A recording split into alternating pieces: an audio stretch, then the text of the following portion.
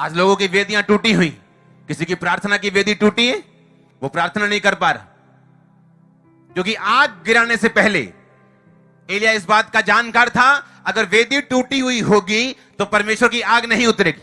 आपके परिवार में पता कुछ लोग नहीं बचे अभी तक, पता है क्यों? क्योंकि आपकी लाइफ में फायर नहीं। आपके परिवार में, आपके मोहल्ले में कुछ लोग नहीं बचे, पता है क्यों? परमेश्वर का कसूर नहीं है। उसने कहा जाओ और पूरे जगत में जाके लोगों को चेला बनाओ। अगर परमेश्वर का काम होता बचाना तो हॉस्पिटल में लोग नहीं मरते, परमेश्वर अपना दूध भेजता और बचा लेता। इसलिए उसने कहा जाओ, तुम जाओ और मैं तुम्हारे साथ जाऊंगा, जहां तुम जाओगे मैं तुम्हारे साथ जाऊंगा। इसलिए उसने कहा जाओ और सब जगत के लोगों को चेला बनाओ। उसने ये नहीं कहा क्रिश्चियन बनाओ, उसने ये नहीं कहा उनका धर्म बदल दो, उसने कहा सब लोगों को पवित्र आत्मा में चेला बनाओ, यानी मेरी बातों को मानना सिखाओ, व्यभिचार से बाहर निकालो, नशों से बाहर निकालो, माता पिता की आज्ञा मानना सिखाओ, खून करने से बचना सिखाओ, चोरी से बचना सिखाओ, मेरी आज्ञाओं को सिखाओ और देखो जगत के अंत तक मैं तुम्हारे साथ हूं। हालेलुया। लेकिन अगर फायर नहीं, आप संघर्ष करेंगे। और एलिया की लाइफ में फायर थी और इसलिए उन लोगों को वो मोड़ नहीं पाया। कैसे? उसने पहले वेदी को बनाया। आज लोगों की प्रार्थनाओं की वेदियां कहां हैं? टूट चुकी हैं।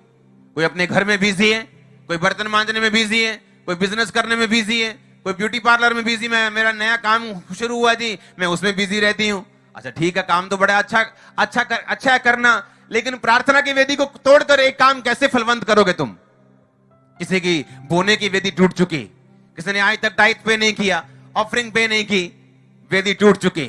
किसी की फास्टिंग की वेदी टूटी हुई, किसी की पवित्रताई की वेदी टूटी हुई। और एलिया जानता था जब तक वेदी नहीं बनाई जाएगी आग नहीं उतरेगी। हालेलुया। उसने 12 पत्थरों को छांटा।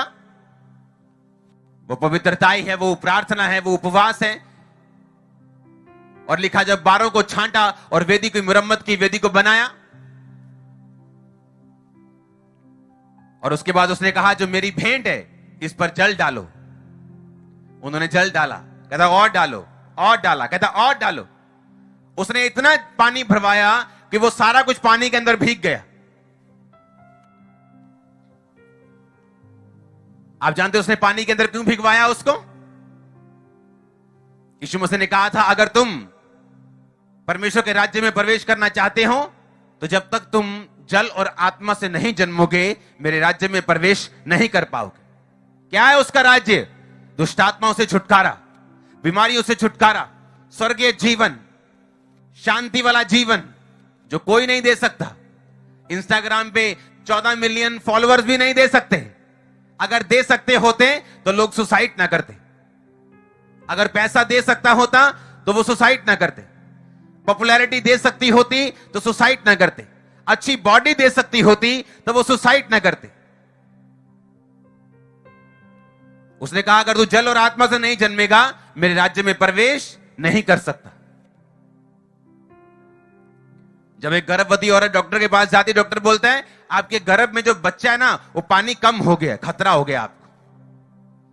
क्योंकि गर्भ में जो बच्चा होता है वो पूरा पानी से छुपा होता है।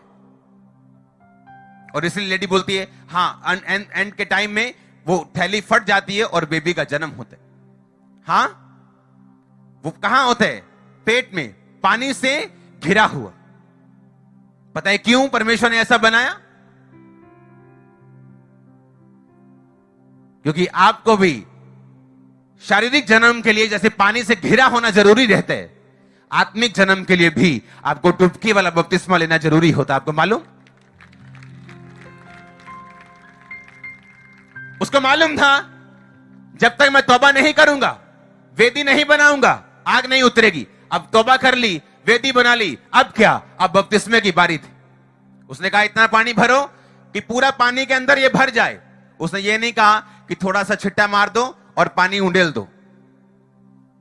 आप जानते हैं मैं पेंटिकोस्टल नहीं हूं, आपको मालूम है कि नहीं? मैं पेंटिकोस्टल प्रचारक नहीं हूं। मैं सबसे प्यार करता हूं।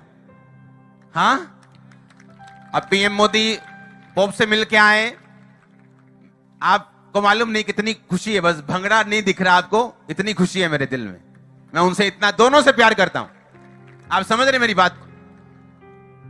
लेकिन जो बाइबल की बात है उसे हम तोड़ मरोड़ के नहीं चल सकते। आमीन। हमें एग्जैक्ट बाइबल पे चलना है अगर हम परमेश्वर से ब्लेसिंग्स को चाहते हैं और चाहते हैं कि हम जयवंत और रेन यानी जीतने वाला और राज्य करने वाला जीवन जिए। जब हम बपतिस्मे का नाम लेते हैं, हम मत्ती 3 उसकी 13 को पढ़ते, उस समय यीशु गलील से यरदन के किनारे यूहन्ना के पास बपतिस्मा लेने आया। बोलो बपतिस्मा। बपतिस्मा जिस शब्द से लिया गया, असली भाषा बाइबल की जो है उसका मतलब हम स्क्रीन पे पढ़ेंगे, उसका मतलब है बैप्टिजो। ग्रीक भाषा का 907वां शब्द बैप्टिजो। बोलो बैप्टिजो। बैप्टिजो का मतलब है टू मेक वेल्म्ड, यानी किसी चीज से पूरा तरबतर हो जाना, छा जाना किसी चीज को। That is fully wet. बोलो फुली वेट, यानी पूरा भीग जाना। ये असली भाषा की बाइबल है, जिससे यूनानी भाषा में, जिससे असली भाषा में बाइबल ट्रांसलेट की गई है, ये वो भाषा की मैं बात कर रहा हूं। उसने कहा बैप्टिज्म यानी फुली वेट। मैं आपको एक गिलास पानी अगर मार दूं, आप पूरे गिले हो जाएंगे? नहीं, क्योंकि आपकी पीठ सूख जाएगी। लेकिन अगर मैं आपको डुबकी मरवा दूं, आप पूरे गिले हो जाएंगे। हां, उसने कहा कि इस भेंट को पूरी तरह से पानी में भर दो। उन्होंने कहा 4 घड़े डाल दें। 4 घड़े सब कुछ पानी पानी हो गया जी। कहता नहीं, फिर डालो। फिर 4 डाले। कहता नहीं, फिर डालो। जब फिर अगले 4 डाले तो पानी इतना हो गया कि ओवरफ्लो होके फिर बाहर बह गया और सब कुछ गीला हो गया। हालेलुया। और इसीलिए मां के गर्भ में बच्चा पूरी तरह से पानी से घिरा रहता है। सिर्फ उसके यहां तक पानी नहीं होता, या यहां तक नहीं होता, या सिर्फ टांगे नहीं होती, बल्कि वो पूरा पानी में होता है। हाँ या ना?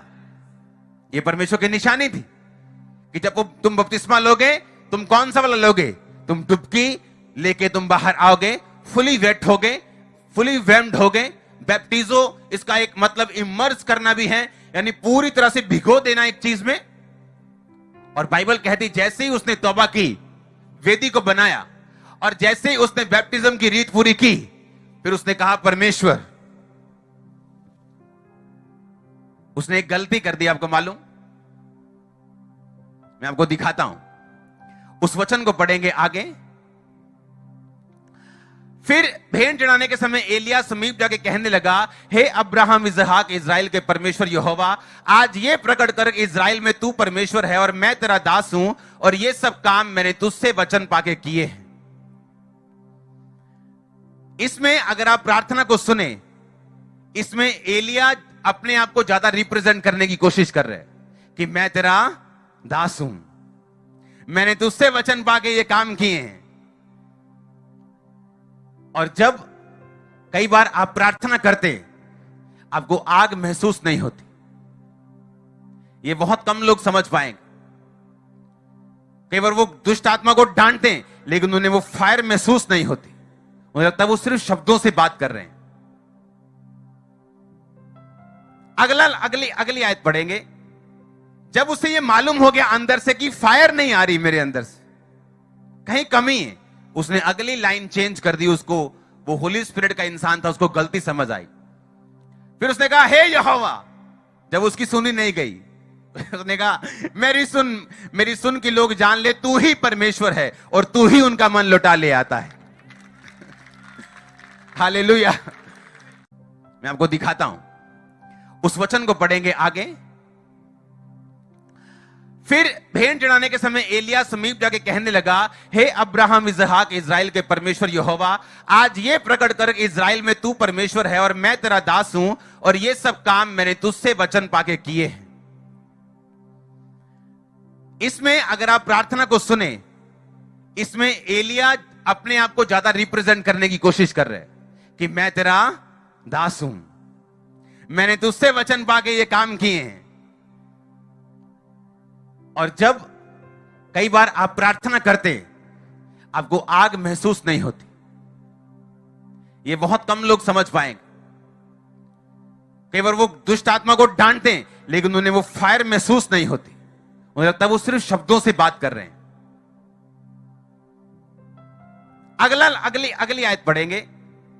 जब उसे ये मालूम हो गया अंदर से कि फायर नहीं आ रही मेरे अंदर से, कहीं कमी है, उसने अगली लाइन चेंज कर दी। उसको, वो होली स्पिरिट का इंसान था, उसको गलती समझ आई। फिर उसने कहा हे यहोवा, जब उसकी सुनी नहीं गई, उसने कहा मेरी सुन कि लोग जान ले तू ही परमेश्वर है और तू ही उनका मन लौटा ले आता है। हालेलुया।